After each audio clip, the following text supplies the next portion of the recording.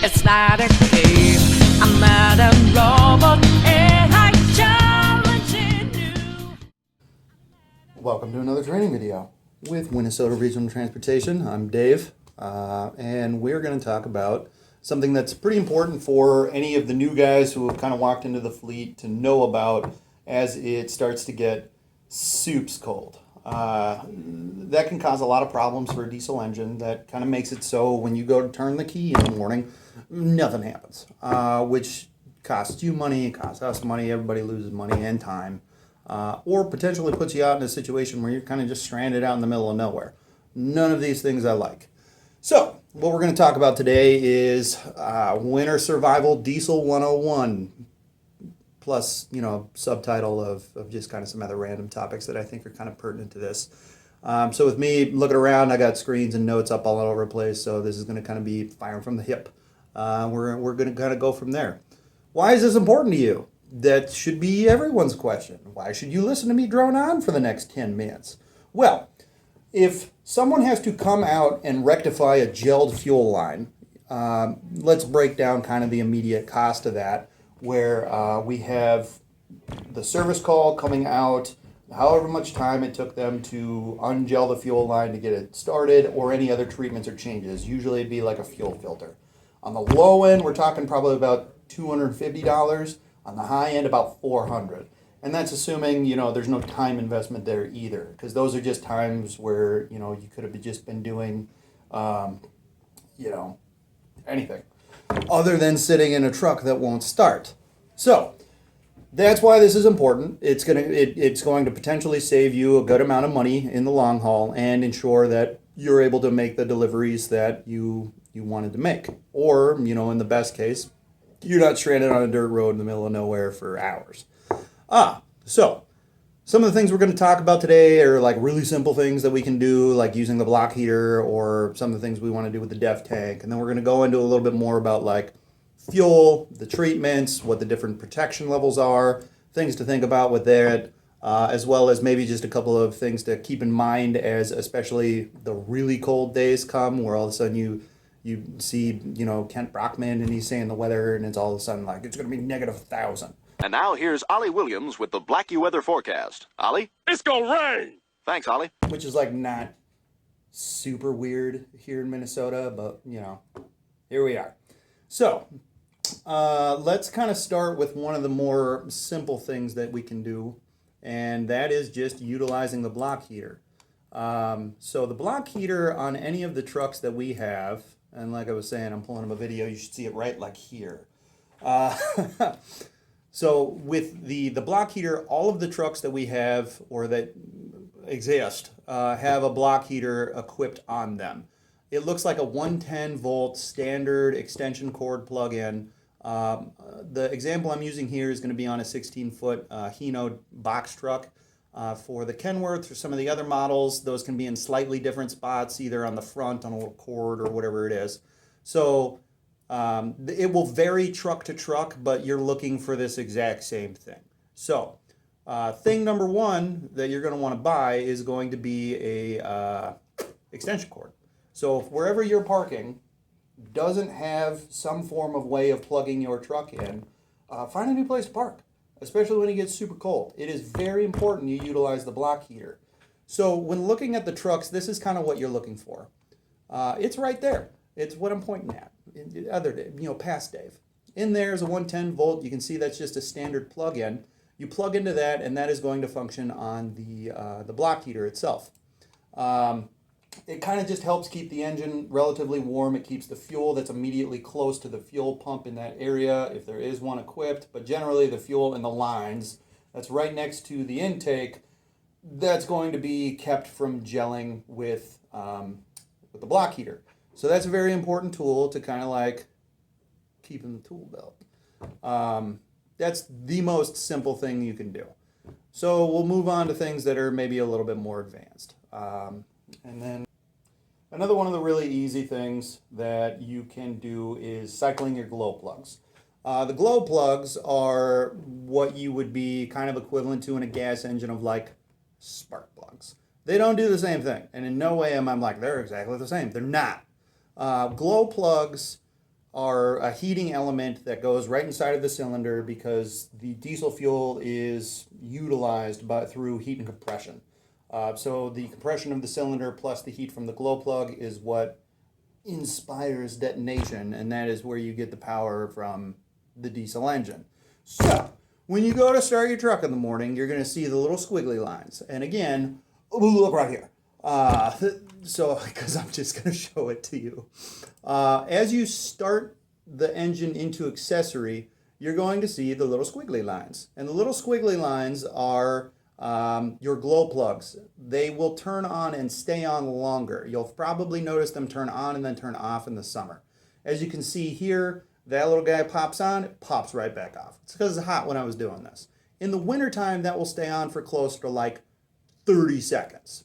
So what I want you to do is turn the key off and do it again. And you do this kind of multiple times. That allows the glow plugs to continually heat up the fuel and get a faster start. That faster start is, or just kind of a more reliable start.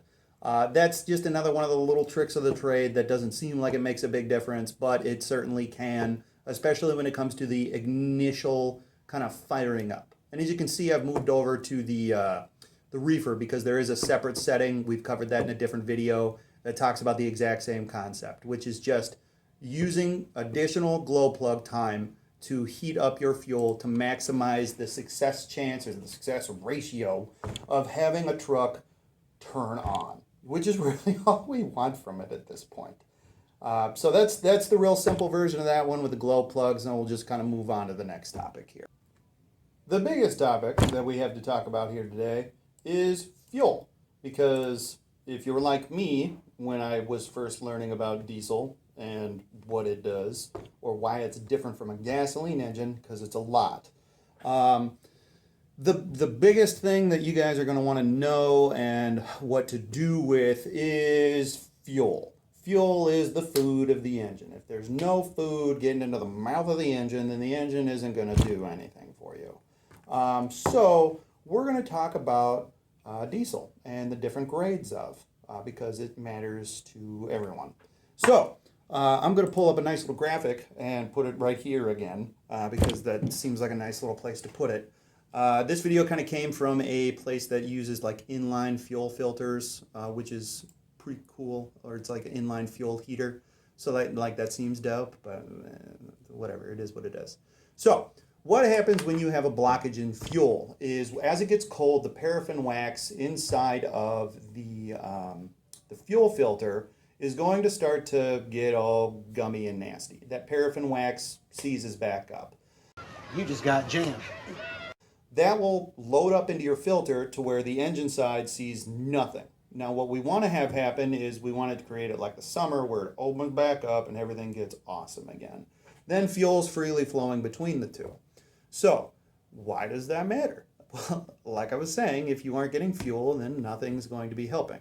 So everything kind of matters as far as fuel when it comes to, the chemical makeup, the refining process, everything in there, and that's where we get different grades of fuel and what you can kind of do with those. So let's talk about the different grades of diesel there are, and I'm pulling my images up here now.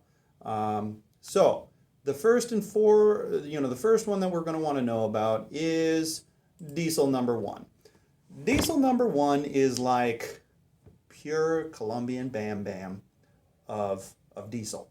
It has the lowest amount of contaminants, it has the lowest amount of wax in it, so therefore it has the lowest available gelling point as far as any of the other diesel fuels. If you go to a station that has diesel number 1 available to you, that is the best blend of fuel that you can get.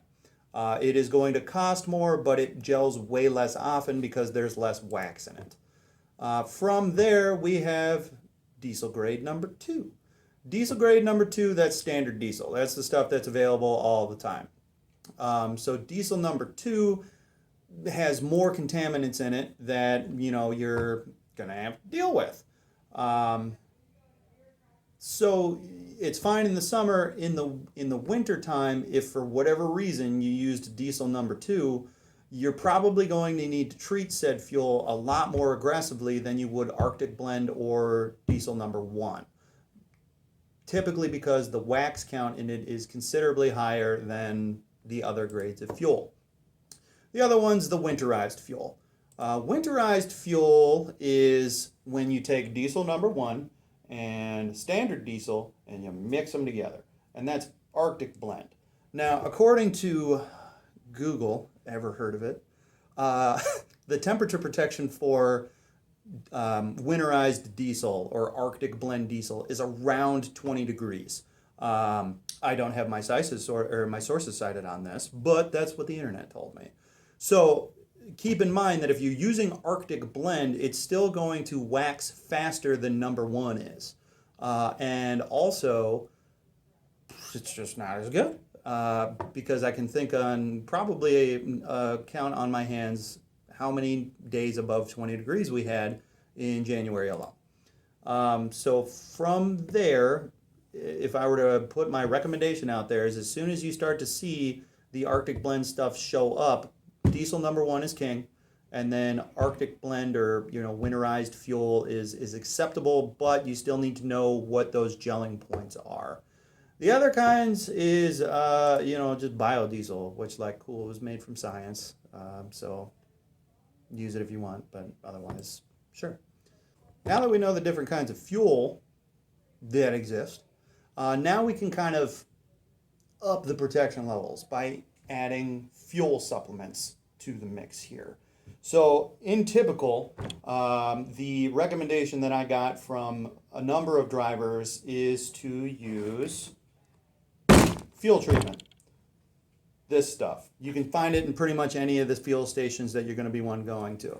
This one is Howe's. I don't endorse them. They are not sponsored by me. This was straight up just a recommendation by a driver that was like, this is the stuff I like using. Now, his specific recommendation was every time you go to get fuel, this is the order of operation you're going to go in. You're going to take your diesel fuel or your treatment and you're going to put a third of the bottle in. So about that much. That's thirds, right? So we take a third of that bottle, you put it in the tank.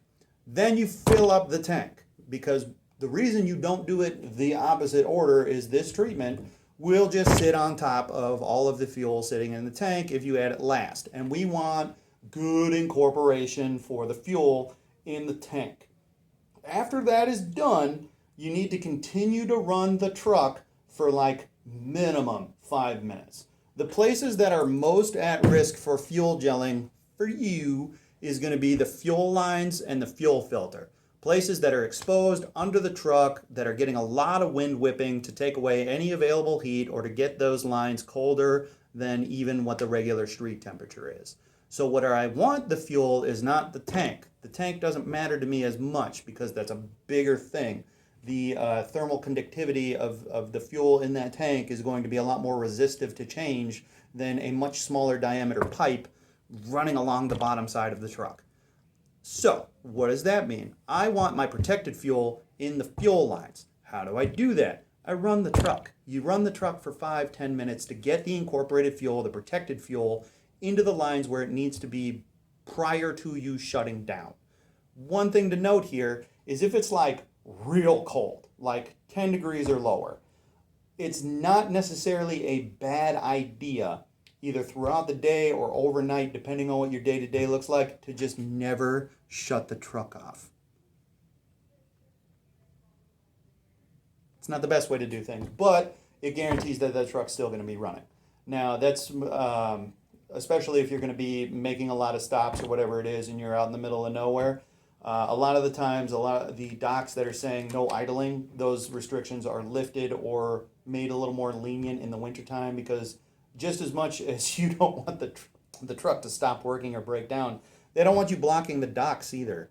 So, like, keep the truck on. unless they're absolutely adamant to, turn your vehicle off. And we'll deal with those on kind of a case-by-case scenario.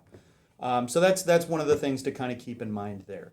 Now, if it's even colder than that, like -20, -30, -20 is kind of the magic number. If you know you're going to be subarctic, there is a second kind of fuel treatment seen here, Diesel 911.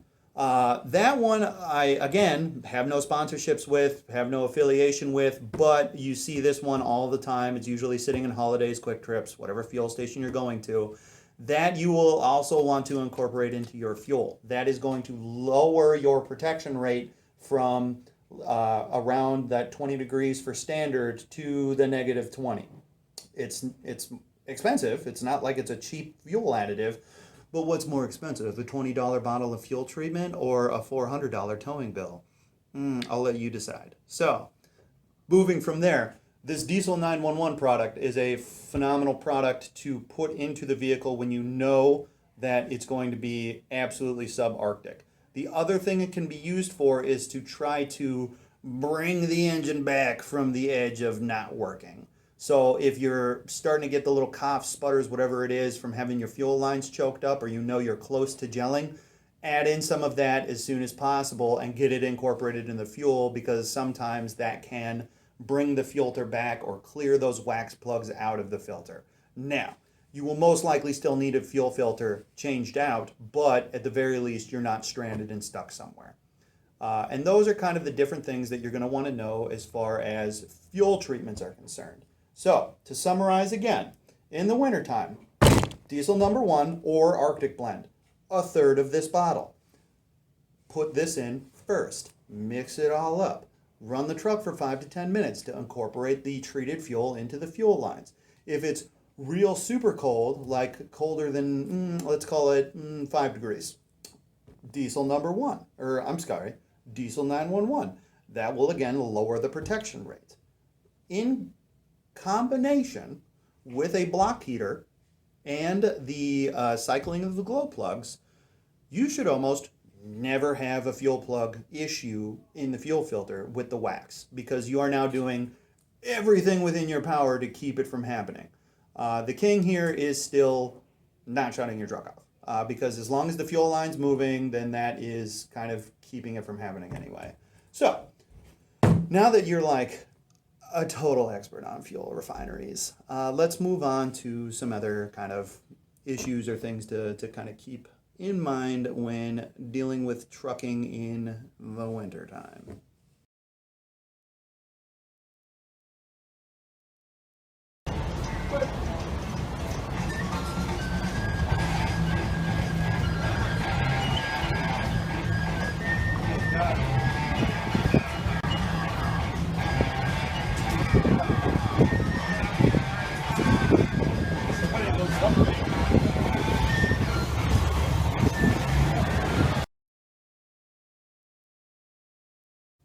The next topic that we're going to talk about is the DEF tank. The DEF tank, as we all know, was this really cool contraption that the government decided was super necessary for running on trucks. They're pretty much all standard on newer trucks, with even extra shenanigans being added to trucks that are present for like 2016. That was that fuel depth quality sensor that we've been having so much fun with lately. So, looking at this image, you can kind of see the cross-section of what the DEF tank looks like. Now, there is no independent heating element for the DEF tank. The green line that you're seeing in the picture now is coolant, engine coolant. That engine coolant is what helps melt the DEF as it goes in. DEF is essentially water and ammonia. Its freezing point is pretty much water, or very close to. So, what does that mean? Should I fill up a giant plastic jug with water in Minnesota in the middle of January? The answer is no. So what will happen is if you do that and it freezes solid, you're going to crack your DEF tank. It's going to happen, which is going to cause leaks, problems, repairs, money, time, all of the things we're trying to avoid with the purpose of this video here. So my recommendation is to take about a quarter to a third of the def and keep it right at that level. So when it's freezing, it has room to expand up, and then the coolant, as it heats up when the engine is warmer, will melt that into a delicious sludge. From there, you're going to keep one of these bad boys, which is about a 2.5 to 5 gallon jug of just def. You'll get those gas station, Menards, Fleet Farm, other places where, you know, like people that wear a lot of camouflage shop regularly, they'll usually have def there. You keep that with you, not in the truck. That doesn't help you because your truck is going to get cold. So I don't know, snuggle it at night, do whatever you can, keep that thing thawed. The idea is when you get to your truck, you're adding a cup or 2 cups worth of def to try to help get some liquid into the def tank, which will kind of help either melt the ice that's already in there, plus it's going to give the def system to actually feed on. As we all know, the second that engine doesn't get def in the way that it wants to be treated, it's going to start to derate. And a derating truck is not a happy truck. For those of you that don't know, derating, or D-E-R-A-T-E, specifically takes the ECU of the truck, or the little brain that tells the engine what it is and isn't allowed to do, and says, you are no longer allowed to use your top 25% of your power. And if this gets worse, I'm going to take half your available power band. And if it gets worse, 75. And if it gets worse, because you still didn't do anything about it, I'm going to turn your truck off. And that's what your truck is telling you. So, by adding a couple of cups of def to a def tank that's about a third to a quarter, or a quarter to a third full, that is going to keep that from happening, and then you just kind of continuously fill it with small amounts throughout the day. That's going to keep your def tank safe from freezing. That is also going to ensure that your engine is getting a fresh supply of def, because you'll have the liquid of it, like, with you. And then as you go throughout your day, you just kind of keep adding it. For the love of God, do not fill the def tank. If you call me with a cracked def tank, I will most likely laugh at you, especially saying I took the time to make this video. So if you don't want to be publicly shamed, then keep your def tank like mostly empty and just add through it. All right, that's pretty easy. That is pretty much everything as far as keeping the engine going. From there, I kind of wanted to pull from my personal experience of having to live in the woods and do all of the things I used to do in there for kind of tricks of the trade if, like, the worst case scenario happens. First and foremost, all of you should add to your truck during the winter months some form of winter kit. That winter kit should have a shovel, cat litter, extra clothing that's dry, and like some form of dry food supply with maybe some water. And that is like, oh man, I'm going to be stuck here for a couple of days. Now, there's this other thing that I'm going to kind of teach you guys how to make, because one, it's like super cool. And two, it can legitimately save your life here. So what you're going to want to take is like some form of a can. The easiest one would be the metal coffee cans. The absolute best one is probably a pint, like a pint of paint. And you take a roll of toilet paper and a bottle of rubbing alcohol. The higher the percentage, the better. The toilet paper, you take the cardboard tube out and you stuff it inside of the can. When you have all of those, you soak the toilet paper in the rubbing alcohol and then close it. It will keep for like 5 years that way. It's just not going to evaporate. And now you have made a soup can or a can stove, essentially. Now, if you're using a paint can, the bottom is going to get super hot because air is cycling in through there. If you use a soup can or a pint, you get a pinty can. They're the best ones. There's not enough air circulating, so heat's coming out of the top, but the bottom is cool. So you can put that on the little center divider of the truck, the floor, whatever it is, and light that bad boy off. It's a smokeless fire that doesn't create a lot of contaminants, but it's going to give you 2 to 3 hours of like a lot of heat. Alcohol has a much lower freezing tolerance than water does, so this should be a good system. So what I would do is I would take a can, take the matches, prep the can, and then put it all together in a rubber band and make that as part of your like winter survival kit. So if something terrible happens and you're going to be stuck for a long period of time, you have a way of being warm until someone is able to come out and help you. If you have any questions on those things or anything else we talked about, send me or Joey or Noah or Mike a message for anything that's clarifying. But I would highly encourage you watch or remember this, especially as it starts to get cold again, so you guys can stay on the road and do a really great job out there. I believe in you. You're going to do great. But ask me if you have questions. All right. Take care.